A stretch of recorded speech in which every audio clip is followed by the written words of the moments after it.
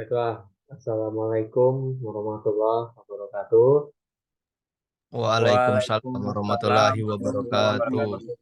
wabarakatuh. Shalom, Om Swastiastu, Namo Buddhaya, salam kebajikan untuk kita semua. Terima kasih untuk teman-teman yang sudah hadir pada malam hari ini untuk presentasi dari kelompok 10 yang mengenai financial teknologi, pasar berkembang, dan dampak sosialnya. Untuk di anggota ada Irfan Afandi, ada Maulana Malik, ada Gita Mardika, terus sendiri Vitasri, dan terakhir ada Sita Restiani. Oke, untuk yang pertama, subbab pertama yaitu mesin yang tidak sedikit yang bisa. Yang dimana akan dijelaskan oleh saudara Irfan. Kepada saudara Irfan, saya persilahkan. Baiklah, terima kasih moderator. Di sini saya akan menyampaikan materi mesin tidak sedikit yang bisa. Dimulai dengan mengingatkan kita pada kata-kata penyemangat yang terkenal. Saya pikir saya bisa, saya pikir saya bisa. Dan di sini mesin kecil yang bisa ditulis pada tahun 1930. Kutipan ini menggarisbawahi semangat perubahan yang dapat membentuk dunia keuangan.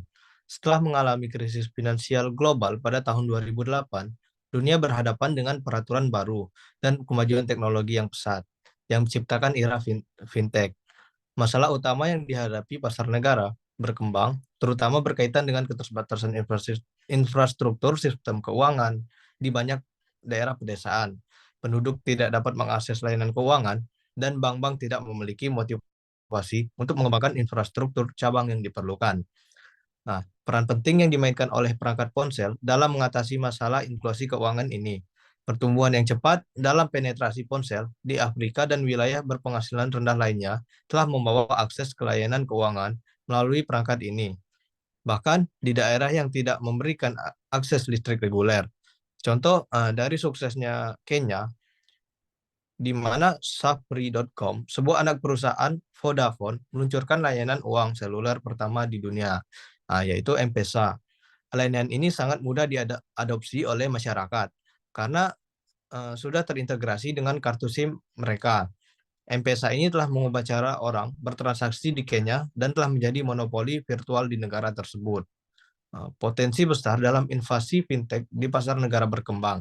Ini termasuk perkembangan produk asuransi kredit berdasarkan data besar dan kemungkinan akses mudah ke layanan keuangan melalui teknologi seluler.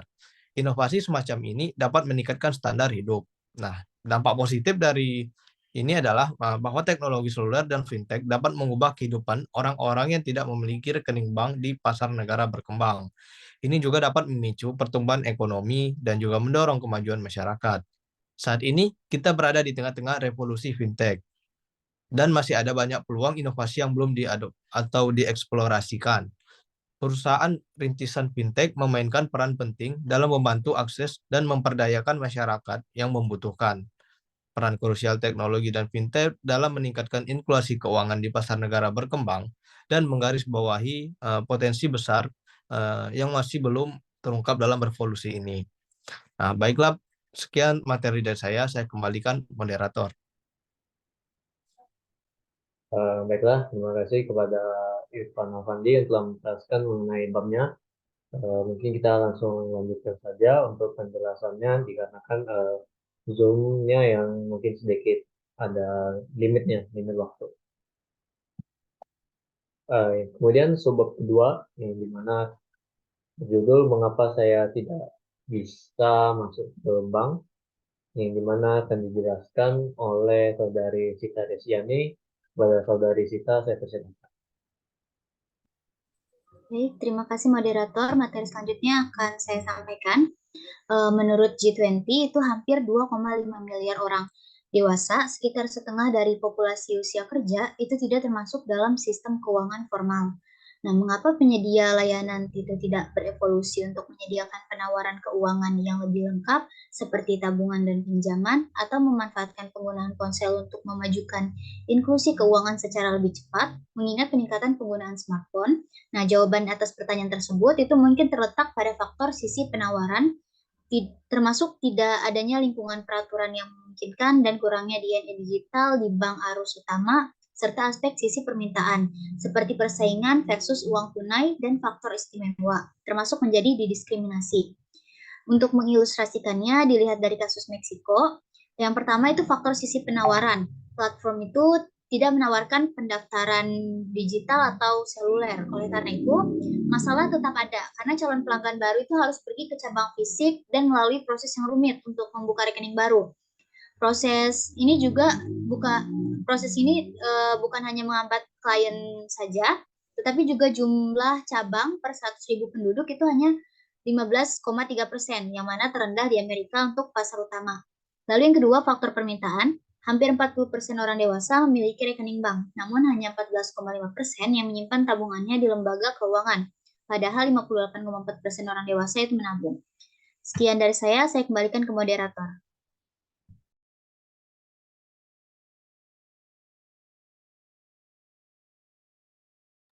Nah, terima kasih kepada Saudari Cika Rustiani yang telah menjelaskan subbabnya yang mengenai mengapa saya tidak bisa masuk ke bank. Selanjutnya kita masuk ke subbab selanjutnya, yaitu bangkitnya sisanya dari fintech yang akan dijelaskan oleh Saudara Maulana Malik Ibrahim. Kepada Saudara Maulana, saya persilahkan. Baik, terima kasih pada moderator Vito Asri. Jadi pada subbab ini saya akan memaparkan materi tentang bangkitnya sisanya di fintech. Jadi pada subbab ini, pada judul ini juga bisa dikatakan itu merupakan bangkitnya dari fintech atau berkembangnya dari fintech. Jadi orang dewasa yang tidak menggunakan bank atau lembaga keuangan mikro untuk menyimpan atau meminjam uang. Proporsi terbesar dari pelanggan potensial ini berbasis di Asia dan Afrika, dengan 800 juta orang dewasa hidup dengan kurang dari $5 per hari. Umat manusia yang sangat besar ini tidak terlayani oleh perbankan tradisional karena terlalu mahal untuk dijangkau. Nah, disinilah fintech dapat membuat perbedaan. Smartphone lebih murah dan lebih populer dari sebelumnya, dengan perkiraan 1,9 miliar pengguna pada tahun 2015. Dalam skenario ini, Android adalah pengubah permainan. Xiaomi, sebuah merek Cina, keluar dengan ponsel Android pertamanya hanya pada tahun 2011, berada di jalur penjualan 100 juta smartphone tahun ini, dan telah menjadi startup terbesar kedua di dunia dalam hal penilaian $46. Konsekuensi dari peralihan menjadi lebih mobile ini sangat besar. 2,5 miliar orang yang tidak memiliki rekening bank dengan smartphone tidak lagi terjangkau. Dua contoh, Space Startup Malaysia dan Smart Visa Singapura. Keduanya menyediakan layanan dan aplikasi titik penjualan seluler. Mereka memberdayakan 600 juta pelanggan potensial untuk mengirim dan menerima pembayaran non-tunai. Jadi perkembangan dari fintech ini, jika dilihat dari perkembangannya, itu ada meteran prabayar. Sistem prabayar untuk listrik, jika berbasis di Inggris, dapat kita lihat daftar perusahaan paling maju di negara tersebut dengan hampir 0,5 juta hasil. Namun, penggunaan dan pengembangan besar-besaran pertama meter prabayar tidak terjadi di Amerika Serikat atau di Eropa, tetapi di Afrika Selatan. Sistem prabayar yang paling populer saat itu adalah memasukkan koin ke dalam meteran listrik. Masih bisa kita jumpai beberapa meteran kuno di London. Rupanya 1 meter penuh koin di ruang bawah tanah di tengah perkembangan baru di Afrika Selatan juga dianggap terlalu beresiko. Saat itulah mereka mengembangkan meteran prabayar modern yang baru. Jadi dapat kita jumpai juga di mobile banking. Untuk fintech sekarang ini kan bisa membayar listrik prabayar atau prabayar yang lainnya. Jadi saat ini Afrika Selatan dipandang sebagai pemimpin dunia dalam teknologi prabayar dan banyak negara lain telah mengadopsi standar mereka. Mungkin untuk materi bangkitnya sisanya di fintech ini cukup sekian. Saya kembalikan pada moderator.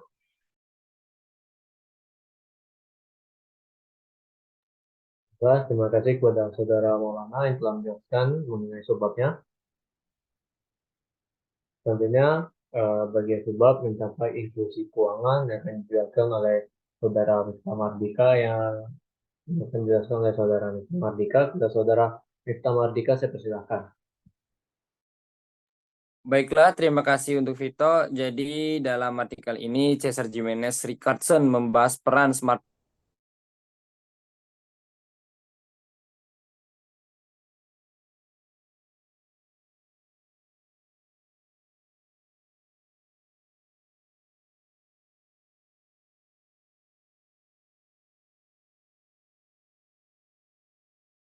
perkembangan layanan uang seluler di seluruh dunia. Tetapi masih ada potensi pertumbuhan yang signifikan. Peralihan dari ponsel berfitur ke smartphone akan meningkatkan pengalaman pengguna dan memungkinkan inovasi yang mendorong inklusi keuangan. Ini juga mempengaruhi pengembangan produk baru, termasuk layanan tabungan online. Selain itu, edukasi keuangan sangat penting untuk mencapai masyarakat pedesaan dan perempuan yang menjadi pengadopsi selanjutnya dari teknologi keuangan. Jadi, melalui kombinasi faktor-faktor ini, inklusi keuangan dapat meningkat, membantu lebih banyak orang untuk menjadi mandiri secara finansial. Nah, dalam konteks pendidikan, MMS perlu berfokus pada penduduk pedesaan dan perempuan tadi di bagian bawah piramida ekonomi untuk mencapai adopsi pasar massal. Kampanye pemasaran dan pelatihan literasi keuangan menjadi penting untuk meningkatkan kesadaran dan penggunaan uang seller. Kombinasi pengelolaan uang digital, teknologi smartphone, dan pendidikan yang jelas memiliki potensi untuk merevolusi inklusi keuangan di negara berkembang itu sangat penting, membantu jutaan orang meningkatkan kualitas hidup mereka dan membangun ekonomi lokal mereka. Mungkin itu saja yang dapat saya sampaikan. Saya kembalikan Vito. Terima kasih. Baiklah, terima kasih kepada Saudara Miftah Mardika yang telah menjelaskan mengenai sebabnya mencapai inklusi keuangan. Tentunya saya sendiri akan menjelaskan mengenai dampak sosial finansial teknologi di India. Jadi sebenarnya tidak bisa tidak diragukan lagi bahwa sebenarnya masyarakat itu telah berubah, menyesuaikan dan berkembang berkat adanya kemajuan teknologi zaman ini. Dan secara masif dari perspektif di negara Nigeria, ini juga memberikan titik kritis untuk mengubah persepsi seluruh komunitas global di dunia untuk menunjukkan bahwa tidak hanya nilai dan peluang untuk terhubung dengan pasar Afrika Barat, tapi juga melakukannya dengan aman dan bebas dari segala macam kejahatan dan juga aman. Fintech untuk di negara India memberikan dampak positif di berbagai topik. Tidak ada pembatasan di ruang diskusi. Mereka mengutamakan ada 3 bidang utama: keselamatan dan keamanan konsumen, kontribusi terhadap kebijakan moneter negara, dan dukungan untuk usaha kecil dan pengusaha. Fintech berkontribusi juga untuk perekonomian nasional di Nigeria dan mendukung kebijakan Bank Sentral Nigeria. Dan tujuannya sendiri untuk mengurangi jumlah uang yang beredar atau disebut juga untuk mengendalikan inflasi. Namun, pengurangan seperti ini juga untuk membantu membatasi korupsi, kebocoran uang, atau untuk mengurangi pencucian uang sambil meningkatkan efektivitas kebijakan moneter.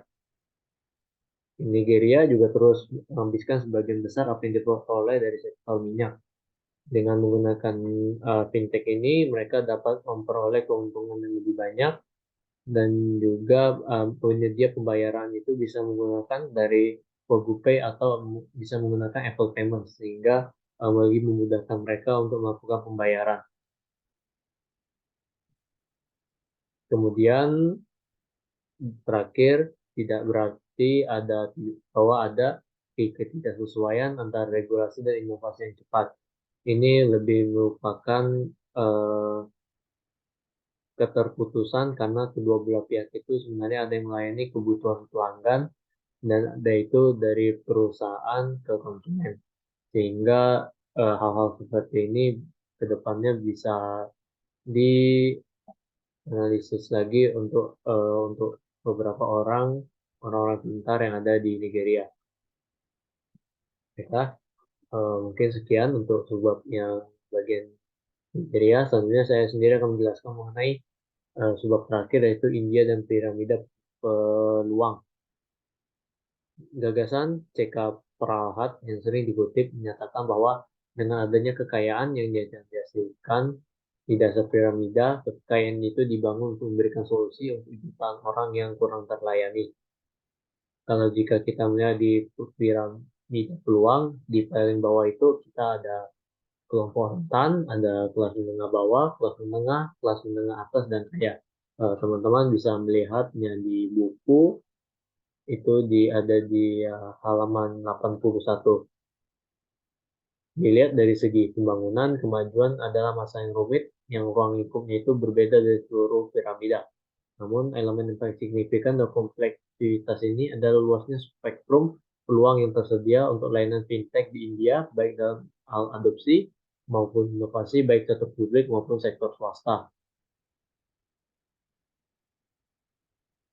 Melalui piramida, aplikasi dan ide yang dihadapi konsumen telah melihat kebangkitan yang kuat dari model pembayaran yang lebih baru dalam bentuk gateway dan dompet juga. Ada agregator dan aplikasi e-niaga lintas vertikal, mulai dari Flipkart dan Snapdeal hingga agregator taksi dan layanan pengiriman hyperlokal, semuanya telah menghidupkan kembali ruang pembayaran di India. Jadi secara langsung mereka memudahkan sistem pembayaran yang ada di India. Terus banyak perusahaan keuangan non perbankan tanpa uang tunai, tanpa uang tunai dan bisa membayarnya lebih mudah. Minat investasi di India juga semakin meningkat. Modal ventura dari investor itu terus masuk ke India. Kesepakatan ini dapat menyumbang lebih dari 82% dari semua kesepakatan di sektor teknologi dalam setahun terakhir di India. Dan itu, sektor publik dan swasta bermainkan tindakan satu sama lain juga langsung memudahkan kemajuan fintech di berbagai aspek di India dan juga masuk di bagian keuangan. Namun, masih banyak peluang yang harus digarap secara nasional, seperti akses linguistik ke daerah, ke layanan, berbagai macam layanan, dan aliran uang lintas rekening. Mungkin sekian yang bisa saya sampaikan mengenai dua sebab tersebut. Sekian presentasi dari kami. Jika ada kesalahan dan mohon maaf, saya mohon ampun, dan mohon maaf. Wabillahi taufiq wal hidayah. Wassalamualaikum warahmatullahi wabarakatuh. Waalaikumsalam warahmatullahi wabarakatuh.